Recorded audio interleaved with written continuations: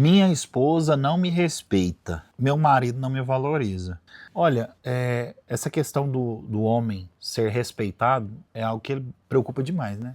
É uma grande... Dos dois, né? Os dois querem ser respeitados, mas eu acho que pro marido isso é muito mais latente, essa questão de sentir-se respeitado pela mulher. E eu vejo em muitos casais uma falta de respeito mútuo. O marido, na tentativa de conquistar, entre aspas, esse respeito, Ele impõe numa forma agressiva. Se torna um cara mais grosseiro, impositivo, levanta a voz, tenta exigir coisas da esposa. E eu acho que casamento não é uma questão de exigir coisas um do outro. É uma questão de conversa, alinhamento, entendimento um do outro, e é mais sobre sacrifício do que sobre imposição. Então o casamento, quando a gente avalia ele e quer melhorar o casamento, é mais sobre o que eu posso fazer e o que eu posso sacrificar para que o casamento melhore. Aí a Vanessa, entendendo, ela pensa no que ela pode fazer e no que ela pode sacrificar para que o casamento melhore. Que a responsabilidade de mudança você só pode fazer da sua parte. Você não tem como exigir o outro que ele mude. Você não tem como, tipo, apertar um botãozinho e fazer a mudança no outro acontecer. Mas a palavra de Deus fala para você amontoar brasas vivas. Tipo, você começa primeiro até que isso gere um incômodo no outro, uma resposta equivalente. Porque o ser humano, ele funciona... até na psicologia eles falam sobre a lei da gratidão, né? A reciprocidade. Reciprocidade. Então, quando alguém te dá algo, você se sente um pouco na obrigação de devolver algo igual ou melhor. Como se você tivesse em dívida com o outro. Então, no casamento também, a partir do momento que você trata bem o seu marido, você faz um café da manhã para ele, você surpreende de uma forma positiva ele vai passar o dia matutando, pensando sobre aquilo, pensando como retribuir, mesmo que seja inconscientemente, vai voltar na cabeça dele que ele precisa retribuir de alguma maneira. Mas sabe o que é? É que eu sinto que muitas vezes o que rola dentro dos casamentos, e quem tá assistindo aqui vai confirmar ou não, é que as pessoas ficam sempre na expectativa de esperar o outro fazer primeiro para eu poder retribuir. Tipo assim, fica assim, mas por que eu tenho que fazer alguma coisa se ele é um marido Ruim. de bosta? Por que eu vou fazer isso para ela se ela não me respeita, se ela não se comporta da forma A, B ou C? Então ficam duas pessoas, de um lado ou do outro, vivendo uma relação comercial. Isso é uma coisa sem fim. Se você espera que comece do outro e o outro espera que comece de você, vai ser eternamente os dois esperando até que o casamento seja irremediável de tão ruim. Então, assim, qual é a sua intenção principal? Resolver o problema, que é um casamento que não há respeito e que não há valorização mútua, ou vencer a batalha de quem vai começar primeiro? Ganhar uma discussão, né? É aquela velha historinha, você quer ser feliz ou você quer ter razão? É em cima disso. Porque muitas vezes eu venho aqui e explico, por exemplo, uma questão que gera muita raiva nas mulheres.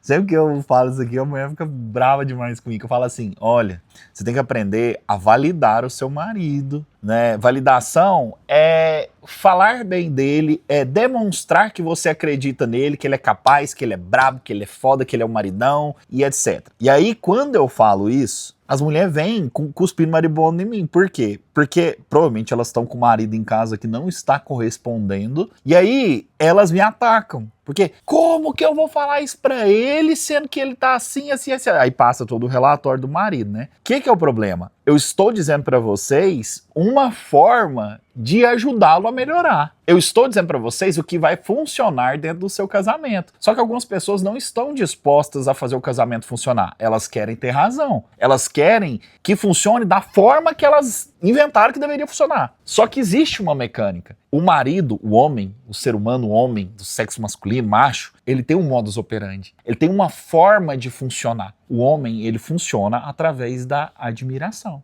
Um homem, ele se sente seguro quando a mulher que está com ele o admira. Olha só, eu preciso da reação da Vanessa para eu me sentir seguro. Se a Vanessa não demonstra que ela me admira e que ela sente-se protegida por mim, se ela não demonstra essa, de certa forma, dependência de mim, eu me sinto inseguro. E aí o homem inseguro, ele faz todo tipo de besteira. Por quê? Porque ele busca validação em tudo quanto é outra coisa, ele tenta impor no grito. Normalmente são homens mais frustrados. São homens de fato inseguros. Precisamos amadurecer os homens? Claro que precisamos, mas só que nós estamos lidando com uma realidade onde nós temos milhões de casamentos nos assistindo. Eu tô falando com homens e mulheres. Se é a mulher que tá assistindo e você tem consciência, você quer melhorar seu casamento, faça você, bendita. Se é você, marido, que tá nos assistindo, faça você o que você precisa fazer. Porque Seja se cobrança funcionasse, né? Se cobrança funcionasse, todos os casamentos estavam resolvidos. Estavam ótimos. Porque o modo piloto automático do ser humano é cobrar.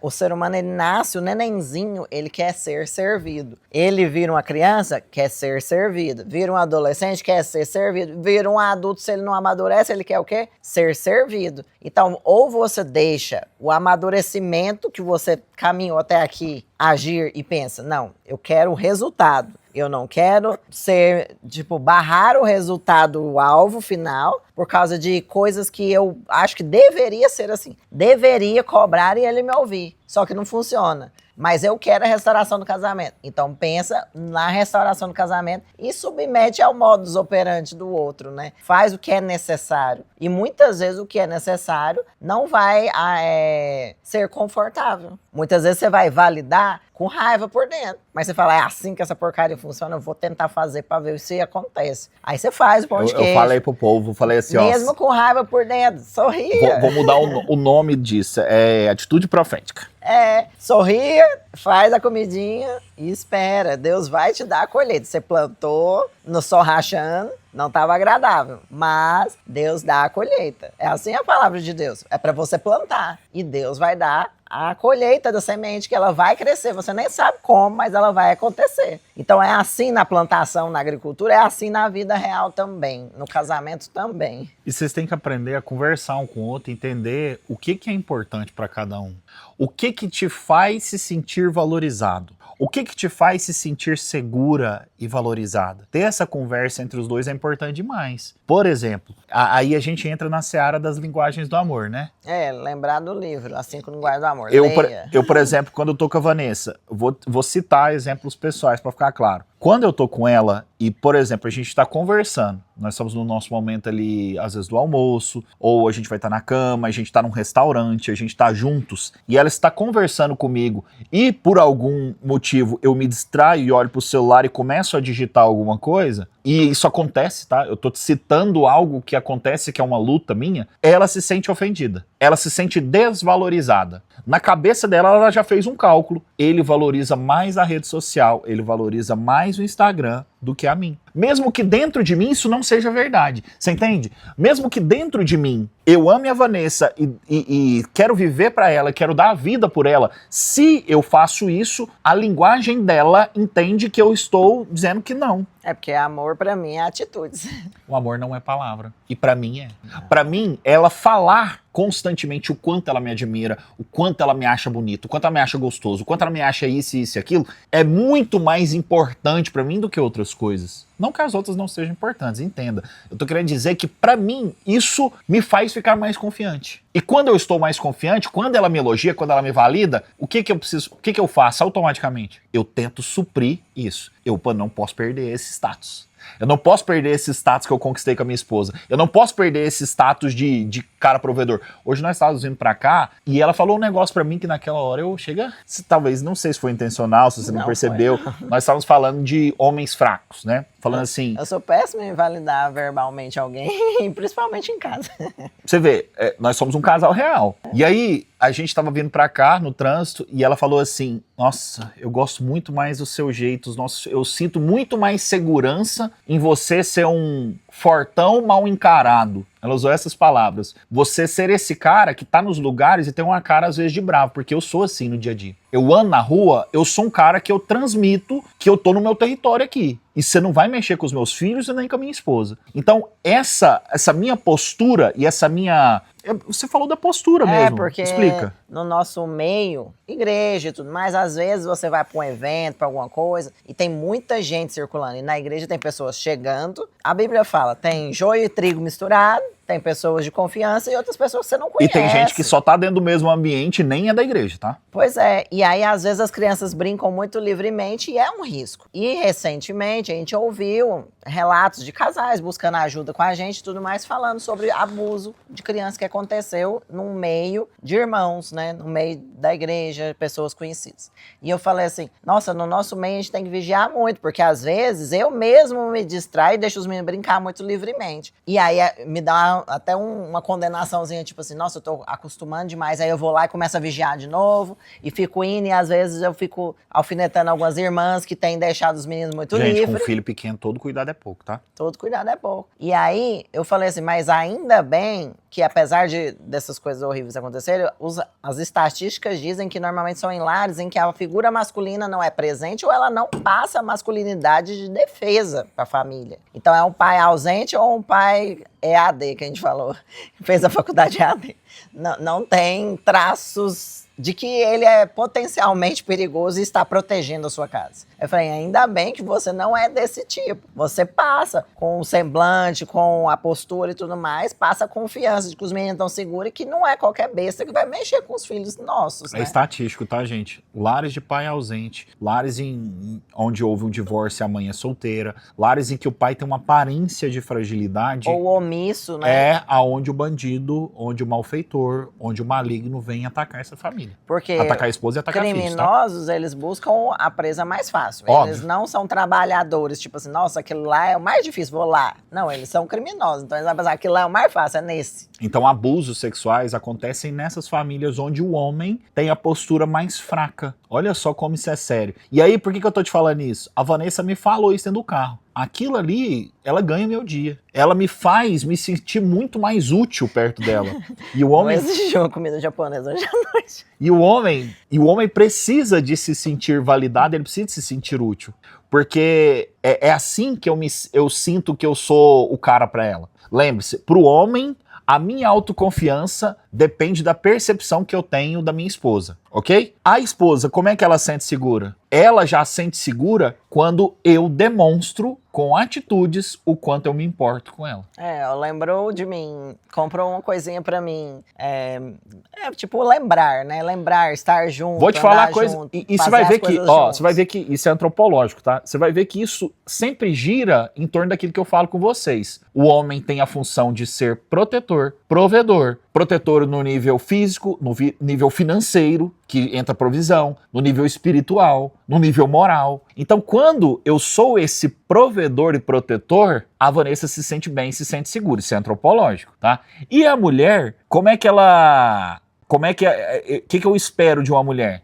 Que ela me respeite, que ela me valide e que ela reconheça esse homem que eu sou. É assim que o casamento funciona. Se os dois souberem navegar nisso, vai dar tudo certo. E aí o que eu preciso fazer? São detalhes, por exemplo, eu vou ali pra rua, ter o cuidado de esperar e analisar se não tem... Olha, coisa simples. À noite, vamos entrar no carro. Se eu entro no carro primeiro, o que eu faço muitas vezes, infelizmente, se eu entro primeiro e não vasculho como é que tá o entorno, se eu não deixo toda a família entrar primeiro para depois eu entrar, isso transmite uma mensagem para ela. Uma mensagem de insegurança. Se eu coloco senhas e senhas e senhas no meu celular, eu mato a confiança dela. Se ela não tem acesso ao meu celular, se eu tô mexendo no celular sempre virado meio assim, ó, tô com a minha esposa, tô com o celular sempre... Essa postura inclinada para cá já demonstra algo. Eu estou com ela do meu lado, você tá com sua esposa aí na sua casa, na sua cama. Se você vira o celular mais pro seu lado, como se tivesse, inconsciente, tá? Como se você estivesse de alguma forma fazendo com que ela não veja o que você tá vendo, você já plantou uma raiz de insegurança lá dentro. E lembre-se, a mulher quer se sentir segura. Isso é inconsciente. Ela quer sentir segurança. Então eu tô quebrando a segurança moral aqui dentro. Eu tô quebrando isso dentro dela. Então isso vai problematizando a nossa relação. E aí os sinais de se sentir insegura, muitas vezes na mulher vai ser a gritaria, vai ser a murmuração, vai ser a voz mais alta por pouca coisa. Por quê? Porque ela está como um bicho acuado. Como que ele reage? De forma agressiva. Então, a voz mais alta ou mais ríspida é uma reação contra uma sensação de ataque, de desproteção e tudo mais, né? Então, funciona com os bichinhos, funciona Nega com sexo, os adultos. Vai fugir do sexo, que é uma das partes extremamente importantes normalmente, é mais importante pro homem do que pra mulher, não que pra ela não seja, ok? Mas via de regra, o homem é aquele que é o que tem mais testosterona, ele tem mais desejo sexual. Essa é a regra. Existem exceções? Claro. Mas a regra é essa. Então a mulher, ela se sente acuada, ela se sente insegura. O marido demonstrou que ele não prioriza ela começa a negar sexo. E aí vira uma bola de neve. Vai ficando um problema atrás do outro. Então se a gente não for consciente na questão de agradar e demonstrar pro outro, na língua dele, que ele é importante pra mim, a gente deixa o casamento esfriar. Ricardo, mas isso é trabalhoso. Não, é só trabalhoso até você entender a mecânica da coisa. Depois que você entende qual é o gatilho que desperta nela confiança e qual é o gatilho que desperta em mim admiração, a gente começa a fazer isso de forma intencional com o outro. E vai ficando meio que prático. Você vai se acostumando com o comportamento, assim como você acostuma com comportamentos negativos. Se você tem o costume de reclamar, se você tem um costume... Mulher que reclama muito dentro de casa. Isso é um comportamento viciado. Reclama de tudo que o marido faz. O fato de você reclamar muito dele deixa esse cara cada vez mais inseguro. Torna ele cada vez mais agressivo, torna ele cada vez mais problemático. Mas por quê? É a reclamação em si? Não, você está dizendo para ele, nas palavras que ele entende, na linguagem que ele entende, que você não o admira. E que ele não é suficiente para você. Você tem um cara inseguro dentro da sua casa. Um cara inseguro é um cara problemático. Você está entendendo como são pequenos detalhes? Então você vai cortando a crítica dentro da sua casa e você vai começando a inserir cada vez mais palavras virtuosas. Cada vez mais palavras de elogio, cada vez mais palavras de validação. Ah, Ricardo, meu marido não tá fazendo. Eu sei, mas faça de forma profética, igual eu tô te falando. Alguma coisa ele faz de bom. Nem que seja, ele tá trabalhando. Tem mulher que reclama assim, não, ele tá trabalhando demais. Pois é, tem tanto marido que as mulheres enchem o saco que o marido não trabalha. Não, eu conheço pessoas próximas que divorciaram porque o marido não trabalhava. E você tá aí reclamando porque o seu marido trabalha demais, você entende? Ele tem que equilibrar? Tem, não estou dizendo que ele está 100% certo. Só tô tentando te mostrar por um prisma diferente que existem coisas para serem elogiadas. Existem coisas para serem validadas. Eu lembro de um vídeo que eu posto de vez em quando, de um casal, os dois são muito obesos. E a casa é uma zona. Tipo assim, é um casal americano. Ela falando em inglês. E ela para e fala assim, eu quero dizer pra você, falando em inglês, né? Que você é um excelente provedor. Você traz muito recurso, você não deixa faltar comida pra gente. Eu percebi, essa parte da comida eu percebi. Trabalha muito. Você não deixa faltar, você tem isso, você traz isso, você faz isso. Ou seja, ela fez uma lista de coisas que ele faz. Com certeza absoluta, tem um monte de coisas que esse cara faz de errado. Quando você vê a cena ali, você percebe que aquela família, de alguma forma, ele é bem disfuncional em várias partes. Só que naquele ponto, é justamente isso. Ela teve uma atitude de valorizar e de injetar no cara confiança. Ela deu uma injeção de confiança naquele marido. Aquele marido pode se tornar um cara muito melhor a partir daquele movimento que ela fez. A partir daquilo ali que ela fez. Então, você, esposa, aprenda a fazer isso de forma intencional, porque o nosso comportamento padrão vai ser reclamado que tá ruim, mas não funciona. Se funcionasse, o casamento tava melhor. Se funcionasse, a gente não tinha estatística hoje de 50% dos casamentos acabam nos primeiros 10 anos. E assim, a gente tá falando sobre dados, sobre comportamento humano, sobre um pouquinho de psicologia e tudo mais. Só que, se você correr para a presença de Deus, para a Bíblia, para a palavra de Deus, esses conselhos que o mundo às vezes vai falar como reciprocidade, como linguagens de amor e tudo mais, na Bíblia vai estar lá a mesma coisa, só que com outras palavras. Ou seja, busque ao Senhor, come da palavra dele e você vai ter sabedoria para discernir quais são as mudanças que você precisa fazer na sua comunicação verbal, no seu serviço, porque na palavra de Deus fala, maior no reino é aquele que serve. E assim, nem sempre você vai servir uma pessoa que está sendo agradável, mas o Senhor está valorizando o quê? O que se dispõe a servir. E nem sempre vai ser na circunstância mais fácil. As igrejas, os pastores na Bíblia, né? Paulo, os apóstolos, muitas vezes a igreja dava muito trabalho e eles continuavam servindo em amor, por causa de Jesus, porque o Senhor os comissionou a isso. O Senhor, quando permitiu que vocês se casassem, comissionou você, mulher, comissionou você, marido, a amar essa figurinha aí que tá com você. Então, assim, agora, exerça o amor do Senhor na vida do outro. E aí você vai ver que em Coríntios 13 te ensina bem o que é o amor do Senhor, que é inatingível ao ser humano, mas que com a presença do Senhor é possível. É possível você crescer em sabedoria, é possível você crescer em conhecer e reproduzir o amor de Jesus na vida do seu cônjuge, dentro do seu casamento. Então, quando você perdoa, quando você anda a segunda milha, quando você freia a cabeça cheia de ciúmes, quando você escolhe andar pela sabedoria divina, você está fazendo conforme a vontade do Senhor, conforme Ele te ensinou. Quando você faz pelo seu esposo o que você gostaria que ele fizesse por você. Uma vez a gente foi aconselhar um casal e e um falou assim, eu adoraria que a minha esposa fizesse café da manhã pra mim, me servisse um pão de queijo, alguma coisa de manhã cedo. E aí ela virou pra ele e falou assim, eu também adoraria que você fizesse isso pra mim. Eu falei, nossa, nunca vai ser resolvido esse problema. Porque um quer pão de queijo, o outro também quer que o outro faça pão de queijo, ninguém vai fazer nada. Vai ficar os dois esperando com fome. Então, assim, o primeiro que tomar a cruz e fizer o pão de queijo vai abrir uma porta da salvação para essa história. Então, assim, saiba que quando você é o primeiro a dar um passo de fé, de servir o seu cônjuge, o Senhor é com você para te honrar nessa posição. A Bíblia fala que, a palavra de Deus, né, fala que o Senhor ele é galardoador dos que o buscam. Então, busque o Senhor pelo seu casamento e o Senhor vai te retribuir. Vai te retribuir com sabedoria, vai te retribuir com discernimento do que fazer em determinadas circunstâncias. Porque às vezes a comunicação de vocês já está tão ruim, já está tão complexa de você fala A, o outro entende B. Você tenta agir de forma bondosa e o outro já vem achando que é uma coisa ruim, ou já está na defensiva ou sob acusação ao ponto de não conseguir receber nada de você. Ora para o Senhor te dar discernimento, ora para o Senhor te dar direção de como agir nessa situação. E ora pelo favor do Senhor aos olhos do seu marido, aos olhos do seu cônjuge. Muitas vezes parecia que nada entre nós estava resolvendo. Nenhuma forma de chegar no Ricardo estava resolvendo. Tudo que eu falava ia virar uma briga. E aí eu pedi pro Senhor, me dá favor aos olhos do Ricardo, que ele me veja como o Senhor quer que ele me veja. Que toda venda, toda amarra do inimigo com relação a mim, na mente dele, no coração dele, seja quebrada agora. E o Senhor vem e faz, porque muitas vezes esse conflito, esse ruído de comunicação também é espiritual. É o inimigo jogando setas na cabeça do seu esposo ou da sua esposa, falando mal de você para ele. Aí você vem e fala, é cancelado em nome de Jesus. E você vai ver o milagre acontecer, vai ver essa tensão se desfazer. A gente na igreja fala assim, antes do top, antes do encontro e tudo mais, vem uma resistência do inimigo. E eu vejo que muitas, repetidas vezes, a resistência do inimigo na nossa casa é contra a nossa comunicação antes de eventos importantes espirituais, antes de um encontro, antes de um top, de um servir de Deus. A gente começa a dar umas discussões mais bestas. Eu falo assim, gente, é parar e orar mesmo. Se não vigia,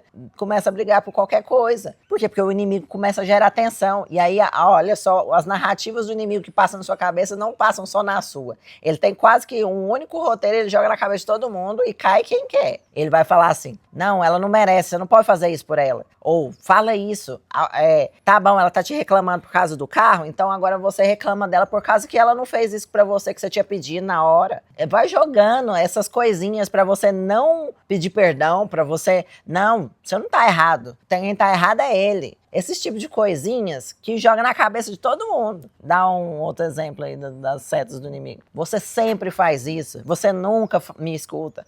Essas generalizações é o engano do inimigo. Realmente sua esposa nunca faz alguma coisa? Ou ela sempre faz alguma coisa? Ou seu marido? Você vai ouvir muito. Minha esposa sempre me dá mais resposta. Aí você já imagina assim, acorda de manhã já xingando e passa o dia inteiro xingando até dormir. Com certeza não foi. Com certeza é num momento, muitas vezes é só num momento de tensão que aconteceu isso. Aí, mas a generalização vem pra te minar suas forças de lutar. Você fala, não é sempre assim. É toda vez. Aí você vai falar assim, é toda vez mesmo? Faz mais de mês que não briga. Faz mais de mês que isso não acontece. Então, reflita sobre os diálogos internos seu antes de você atacar. Porque muitas vezes é só o inimigo tentando te dar um roteirinho pra você cair nele. E busca o Senhor pra você ter discernimento, pra você ter favor, pra você ter direção do que fazer. Muitas vezes, diante de conversas sérias com relação ao Ricardo, eu orava, pedia a Deus direção e pedia para uma irmã, ligava para ela e falava, hoje à noite, infelizmente eu vou ter que confrontar o Ricardo sobre tal assunto, a gente vai ter que conversar sobre tal coisa, ora por mim, ora para que eu tenha sabedoria para falar as palavras certas. E aí acontecia de realmente esse diálogo acontecer à noite e o Senhor dava direção de como falar. Então, para fazer as pazes, para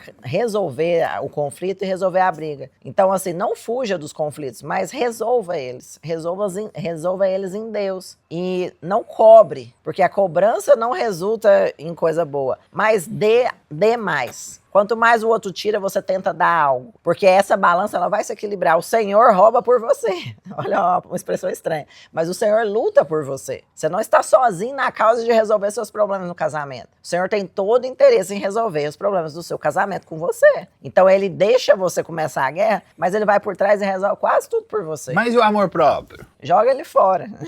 Joga ele fora, porque amor a Bíblia próprio não fala. É bíblico, tá? A Bíblia fala: quem perder a sua vida por amor a mim, Achá-la. vai achá-la. Ou seja, você não E quem vai preservar sair... a própria vida, esse vai perdê-la. Você não vai sair perdendo em tentar viver o que Jesus te ensinou. Você não vai sair perdendo. O Senhor vai te restituir tudo. Quando você perdoa, o Senhor te honra. Quando você luta uma segunda milha, o Senhor te trabalha tantas coisas na sua vida. Eu vi uma vez uma irmã falar pra mim e eu fiquei chocada de sair da boca dela, porque eu sabia de tudo que ela tinha passado e ela ainda estava em processo dentro do casamento dela. Mas ela falou assim: se hoje alguém falasse pra mim, é possível você não ter passado por tudo isso, você quer não ter passado por tudo isso? Ela falou: eu ia falar que não, porque eu não quero voltar a ser quem eu era há 2 anos atrás. Boa. Apesar de todas as dores, todos os problemas que ela já tinha passado e ela ainda não tinha vencido completamente, mas já estavam em restauração, apesar da dor, e foi complicado o processo dela, e foi doloroso, ela não queria voltar a quem ela era antes, porque ela reconhecia que o Senhor trabalhou muito na vida dela, e ela tinha reaproximado de Jesus, ela tinha crescido de várias formas, e ela se tornou uma pessoa melhor aos olhos dela mesma. Então, assim, apesar das tribulações, no final a gente vai entender melhor o porquê que Deus permitiu que a gente passasse por alguns desertos e vai até agradecer, vai falar: não, era necessário mesmo, eu era uma pedra, e aí Deus conseguiu me moldar e me transformar em algo útil na mão dele. Eu já falei isso aqui pra vocês mais de uma vez, porque mais importante do que o seu casamento é seu relacionamento com Deus e o quanto você se parece com Cristo. O objetivo primário do Senhor na sua vida é te fazer parecido com Jesus. E deixa eu te contar, você sabe o que Jesus suporta, né? O que Jesus passou. Então, assim, não vai ser simplesmente fácil, mas é o melhor de Deus para sua vida, tá? Então, creia, o Senhor é bom, Ele tem pensamentos bons a seu respeito, Ele tem objetivos para te fazer cada vez mais parecido com Jesus, né? Então, Deus, Ele primeiro te salvou, agora Ele quer te transformar. E depois de te transformar, aí entram as outras coisas. Aí vem o seu casamento, aí vem a área financeira, aí vem todas as coisas, porque a prioridade do Senhor na sua vida é te transformar, tá bom? Amém. Amém. Deus abençoe muito vocês. Tamo junto. E até o próximo vídeo. Como que é o nome desse bichinho? Ben TV? Não sei. Passarinho barulhentinho. É o Ben TV, peitinho amarelo lá. Tá gritando. Olha lá, tomou uma aguinha.